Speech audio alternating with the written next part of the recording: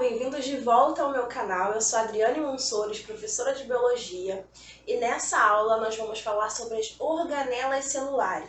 As organelas, elas são estruturas presentes no citoplasma da célula, ali no hialoplasma, né? Vocês lembram que o citoplasma, ele é o espaço ali entre a membrana plasmática e o núcleo da célula. E ali tem aquele espaço, é o citoplasma, e dentro ali tem um líquido aquoso, o hialoplasma. E ali dentro ficam as organelas celulares. E nós vamos falar sobre as organelas das células eucarióticas. Essas organelas, elas são responsáveis por diversas funções específicas e essenciais para a sobrevivência das células. Bom, antes da gente começar com essa aula fantástica, eu vou lembrar aqui com vocês sobre as células, né? Vocês lembram que a célula é a unidade básica da vida, inclusive tem vídeo aqui no canal falando sobre células eucarióticas e procarióticas. São os dois tipos de células que existem, tá bom? E é importante vocês verem esses vídeos para vocês conseguirem se aprofundar agora nas organelas e entenderem melhor sobre o tema. Então, lembrando aqui, as células procarióticas, elas são aquelas mais simples, né? Que elas não têm um núcleo definido, o material genético dela fica solto, né, lá no citoplasma, enquanto que as eucarióticas, elas são mais complexas. Ela está presente em organismos mais complexos, né? Porque ela já tem um núcleo definido ali, e são nessas células eucarióticas que estão essas diversas organelas. E é sobre elas que nós vamos falar nessa aula. E nós vamos começar agora falando do núcleo.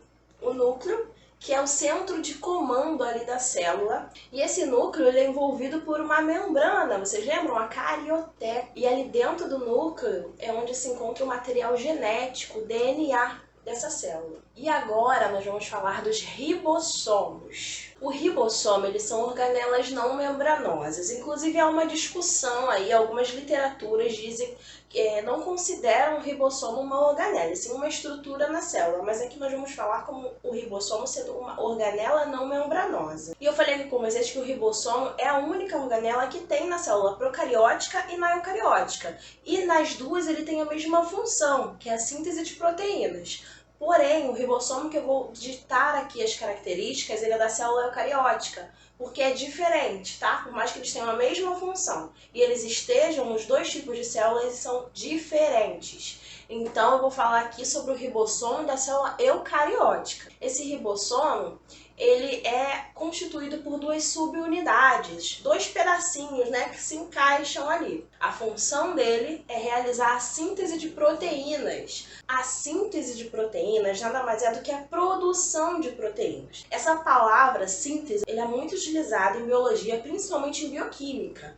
Então, assim, sempre vai ter síntese de proteínas, síntese de lipídios, tá? Sempre que se referir a síntese, quer dizer a produção daquilo. Então, a produção de proteínas, tá? Essa é a função do ribossomo. Os ribossomos, eles podem ser encontrados tanto ali livres no citoplasma, né, ali no hialoplasma da célula, como aderidos ao retículo endoplasmático rugoso, que a gente já vai falar sobre ele aí na próxima. E ele também pode estar no interior de algumas organelas, como a mitocôndria e o cloroplasto. Quando eles estão livres no citoplasma, eles produzem essas proteínas para o uso da célula. Quando eles estão ali aderidos ao retículo endoplasmático, eles produzem essas proteínas para exportação. E agora eu vou falar sobre o retículo endoplasmático rugoso ou granuloso. Essa organela membranosa, ela ocupa grande parte ali da célula, né? Ele é bem grandão ali, ocupando bastante espaço. O retículo endoplasmático rugoso, ele tem esse nome justamente por causa dos ribossomos que ficam ali aderidos à sua parede externa, porque dá um aspecto granuloso para eles.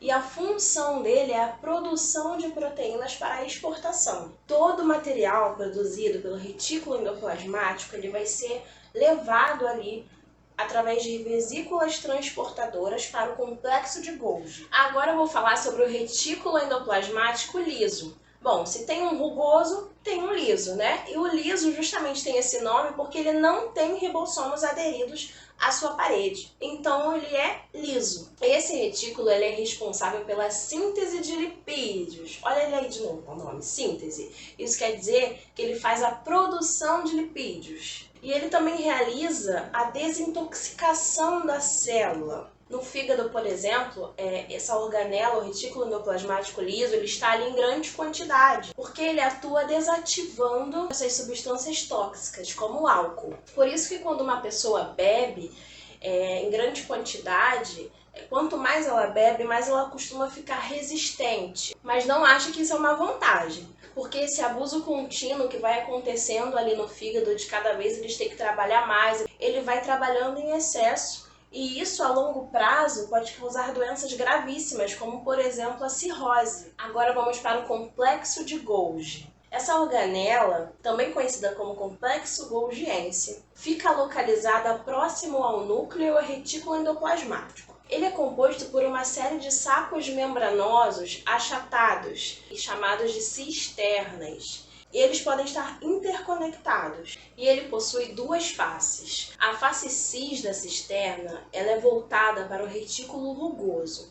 E é por ali que ele recebe os produtos produzidos por ele. Já a face trans, ela fica na região oposta, onde formam-se as vesículas, contendo material modificado e selecionado de acordo com o seu destino. Então é assim, o complexo de Golgi, ele recebe essas proteínas do retículo rugoso. Essas proteínas elas serão modificadas, empacotadas em vesículas, que tem o nome de vesículas secretoras. E essas vesículas elas serão direcionadas para diferentes lugares ali dentro da própria célula, como por exemplo dentro de outra organela, como os lisossomos, ou elas serão exportadas para fora da célula. O complexo de Golgi ele também é responsável pela produção do lisossomo e também pelo acrossomo, que é uma parte ali do espermatozoide. Agora os lisossomos. Os lisossomos são organelas que atuam na digestão intracelular. Eles são vesículas redondas que contêm diversas enzimas capazes de degradar partículas. Então, assim, eles capturam essas partículas e aí ali eles vão dissolver aquelas partículas se elas forem causar algum mal para aquela célula. Mas se for alguma coisa que dê para reaproveitar, reciclar, eles vão aproveitar aquele componente para a estrutura celular. Assim, eles garantem a degradação dessas moléculas e também podem garantir a reciclagem de materiais e componentes celulares. Agora nós vamos falar sobre os peroxissomos. Os peroxissomos, eles são organelas também membranosas e eles são também ali redondinhos, igual os lisossomos, muito parecidos. Eles também possuem diversas enzimas que servem para degradar moléculas. Sua principal função é a oxidação de certas substâncias orgânicas, como os ácidos graxos. Apesar desse processo ele ser benéfico para a célula, ele produz ali um subproduto que é muito tóxico, que é o peróxido de hidrogênio, mais conhecido popularmente como água oxigenada. E por isso os peroxissomos eles precisam metabolizar essa substância que é prejudicial para a célula. E eles conseguem fazer isso com a ajuda de uma enzima chamada catalase. Essa é uma enzima antioxidante e ela reage com peróxido de hidrogênio, água oxigenada, decompondo-as em moléculas de água e gás oxigênio. Você já presenciou alguma vez quando alguém ou você mesmo derramou água oxigenada numa ferida na pele? Antigamente as pessoas usavam muito isso para desinfetar a ferida, não é? Então, quando você joga naquela ferida da pele, você vê aquilo borbulhar, vem uma espuma borbulhante e tem até uma fumacinha. Então, esse gás que solta é justamente essa reação da catalase com peróxido de hidrogênio. Agora chegou a hora da gente falar sobre ela, a mitocôndria. A mitocôndria é uma organela extremamente importante. Acho que ela é o recorde de organela que já caiu nas provas de vestibulares. É muito difícil uma prova de vestibular não falar algo a respeito da mitocôndria. É bem importante você ficar atento a todas as informações a respeito dessa organela membranosa. As mitocôndrias, elas são organelas que têm duas membranas, tá? Uma externa e uma interna. Essa membrana interna, ela possui dobras, é como se ela tivesse meio que enrugado. E o nome que se dá a essas dobras é cristas mitocondriais. Também tem ali o espaço que é entre a membrana interna e a externa, que se chama espaço intramembranar. Outra característica importante dessa organela é que ela possui o próprio DNA, próprio material genético, e também tem ribossomos dentro dela.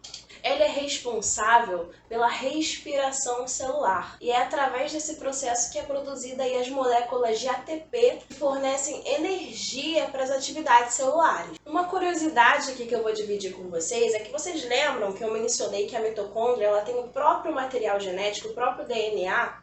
Então, o nosso DNA mitocondrial ele sempre é herdado da nossa mãe. Agora vamos falar dos centríolos. Eles são organelas que ficam localizadas ali próximo ao núcleo. Ele sempre está aos pares, em uma posição perpendicular um ao outro, como se fosse um ângulo de 90 graus. Eles são responsáveis pela formação dos cílios e flagelos e também pela organização do fuso acromático ali, ou fuso mitótico, durante a divisão celular. Sabe quando vocês veem ali a divisão celular da mitose e tem assim dois pontos assim nos polos? Aquilo ali é o centríolo. Agora nós vamos falar sobre os vacúolos. Vocês lembram também que eu comentei no vídeo sobre as células eucarióticas que elas se dividem em célula animal e vegetal, certo? Então assim, algumas organelas elas estão apenas na célula vegetal. O vacúolo é uma delas. Bom, o vacúolo ele é bem abundante na célula vegetal. Ele é bem grande, ocupa um grande espaço ali dentro. E ele é envolvido por uma membrana e ele é responsável pelo armazenamento de substâncias como látex, pigmentos, nutrientes e também participa da regulação osmótica daquela célula vegetal. Ou seja, ele está ali controlando o equilíbrio da água entrando e saindo daquela célula. Então, quando é necessário, ele elimina o excesso de água da célula. E agora, a última organela aqui que a gente vai falar sobre ela são os cloroplastos. Os cloroplastos, eles são específicos da célula vegetal. É um tipo de plasto. Ele apresenta em seu interior ali sacos achatados, chamados de tilacoide. E ali dentro que está contida a clorofila, que dá esse pigmento verde, né, para essa organela e até mesmo para as plantas. O cloroplasto, ele é o principal responsável pela ocorrência da fotossíntese. Ele também possui duas membranas, uma externa e outra interna. Ele também possui o próprio material genético, o próprio DNA e ribossomos. Acho que foi possível perceber o quanto as organelas possuem um papel vital para a sobrevivência das células. Que elas possuem funções bem específicas, mas elas em alguns momentos precisam trabalhar em conjunto para o bom funcionamento ali da célula ou daquele organismo. Compreender as funções das organelas celulares é essencial para a gente entender como funcionam as células. E também reconhecer que a disfuncionalidade de alguma dessas organelas podem acarretar doenças ou problemas para esse organismo dependente delas. E aí, gostaram da aula? Se gostaram, não esquece de curtir e compartilhar aí com todo mundo. E se você ainda não está inscrito, tá esperando o quê? Vem fazer parte aí do nosso canal de biologia e aprender muita coisa legal junto. E se você tiver alguma dúvida, só deixar aqui nos comentários. Muito obrigada por assistir esse vídeo. Até a próxima aula. Tchau!